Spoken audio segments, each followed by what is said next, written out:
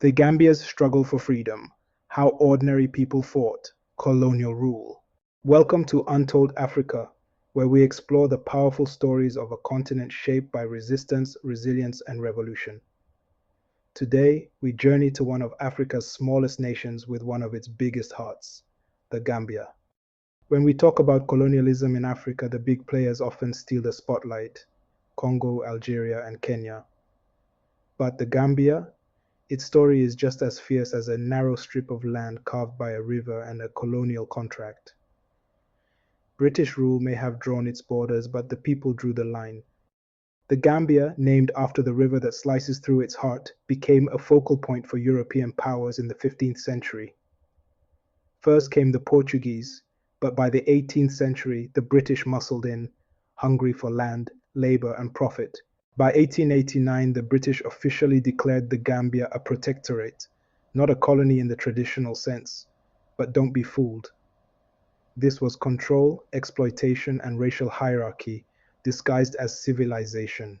At the top are British administrators. Below them, Gambian chiefs were often co-opted into colonial governance. And at the bottom, the majority were farmers, fishermen, traders, women pounding millet, and young boys hawking wares in the markets. The British weren't just there for the view. They were there for groundnuts, Gambia's golden crop. And guess who did the planting, harvesting, and hauling? The peasant farmers, mostly rural, poorly paid, taxed into poverty, and squeezed by colonial trading firms. This wasn't just colonialism, it was economic extraction, and the working class paid the price. In fact, by the 1930s, nearly the entire economy revolved around exporting groundnuts. Yet Gambians couldn't control prices or trade freely. British companies like Morel and Prom and the United Africa Company dictated everything. Then came the pushback. Ordinary Gambians, especially dock workers, transport workers, and groundnut farmers, started organizing. In 1929, the Bathurst Trade Union was born, the first of its kind in British West Africa. It wasn't just about wages, it was about dignity, agency, and power. By the 1940s, a new generation of educated youths emerged, the sons and daughters of farmers and traders. They used schools, newspapers, and town halls to question colonial rule. One paper, the Gambia Outlook, became a thorn in the side of the British, exposing injustice and rallying the masses. Now let's talk about women, the unsung heroines of the Gambia's independence story. Women dominated the markets, controlled trade in rice, fish, and cloth, and were central to community cohesion. When colonial taxes threatened their livelihoods, market women protested fiercely. In Bathurst and surrounding areas, they staged boycotts, shut down markets, and demanded representation.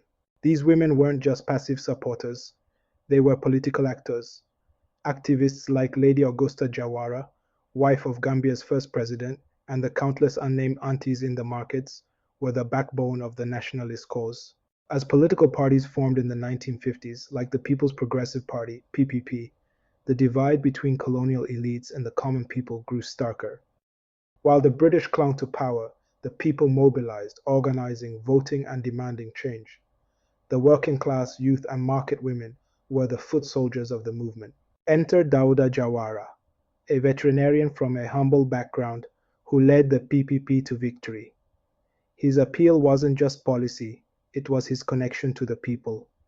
He understood them because he was one of them. In 1965, the Gambia gained its independence. Fireworks lit the sky, and flags replaced Union Jacks. But colonialism didn't vanish overnight. Economic structures remained, and the class struggle continued. Yet the people had spoken with their feet, their votes, their strikes, and their songs. The story of the Gambia's independence isn't just about British withdrawal. It's about the power of the poor, the might of women, the courage of the youth, and the unyielding belief that even the smallest country can stand tall. So the next time you see the Gambia on the map, remember, it's not just a sliver of land, it's a river of resistance. Subscribe to Untold Africa for more stories where ordinary people make extraordinary history. If we want to understand Gambia today, we must remember the class struggles of its past and the ordinary people who dared to rise. Thank you for joining us on this incredible journey through Gambia's untold history. Let us know in the comments what other stories from Africa's liberation struggles you'd like to see covered.